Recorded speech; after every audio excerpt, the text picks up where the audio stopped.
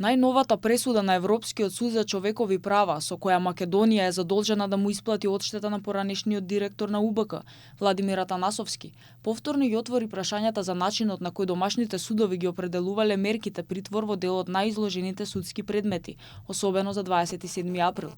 Според адвокатот Сашо Дуковски, ваквите пресуди представуваат сериозен сигнал дека притворот не смее да се користи како казна пред да заврши судската постапка. Тоа е само уште еден удар на правната држава и на сите оние постапки кои беа перформирани и водени и фингирани од страна на еден единствен обвинител, тоа е Вилма Русковска и неколку суди во основниот кривичен суд. Уште едно укажување дека притворот кај нас се злоупотребува и не представува мерка за обезбедување на присуство на обвинетиот во постапката, туку едноставно како една казна. Дуковски оценува дека ваквите пресуди треба да бидат поука за институциите, со цел во иднина да не се повторуваат истите пропусти, а во последниот период се забележуваат одредени позитивни промени во примената на алтернативните мерки. Навистина, повеќе се употребуваат други мерки, освен притворот.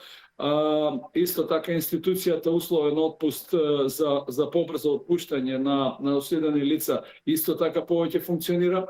Се гледа некој позитивен помак и се надевам дека така ќе се продолжи. Останува да се види дали најновите пресуди во Страсбург ќе доведат до дополнителни правни последици во домашниот правосуден систем и дали институциите ќе ги остранат забелешките што континуирано ги посочува Европскиот суд.